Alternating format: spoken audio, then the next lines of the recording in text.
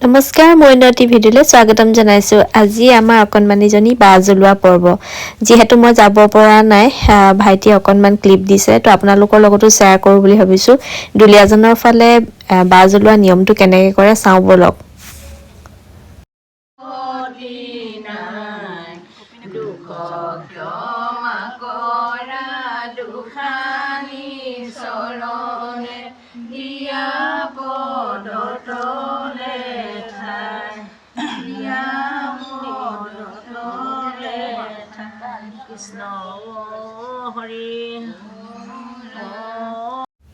যিহেতু আমাৰ ঘৰৰ স্পেচ নাই বৰ বিশেষ, গতিকে ৰাস্তাটোৱে আমাৰ চোতাল নিচিনা হৈ যায়। গতিকে এইটো নিয়ম এই ৰাস্তাতে কৰিবলগীয়া হৈছে। সৰু সুৰাকৈ যিমানকণ পাৰে তেনেকৈ নিয়মটো কৰি ছোৱালীজনী বা জ্বলালে।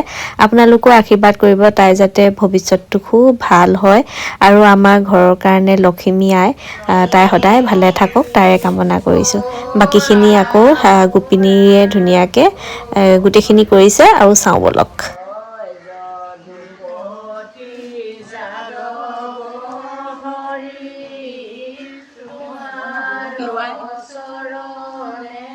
আজি আকৌ আমাৰ এটা নিয়ম আছে, তাইক কলমে কাগজে তাইৰ নামটো লিখাব লাগে, মানে ফাৰ্ষ্ট লেটাৰটো তাইৰ হাতত ধৰি, আৰু সেয়া বৌয়ে কৰিছে।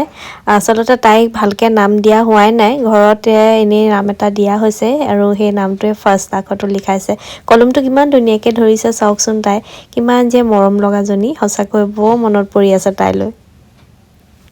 আৰু এনেকৈ নিয়ম কৰা হৈ গ'ল। আপোনালোকেও আশীৰ্বাদ কৰিব আৰু ব্লগটো চাই কেনেকুৱা পালে কমেণ্ট এটা কৰিব।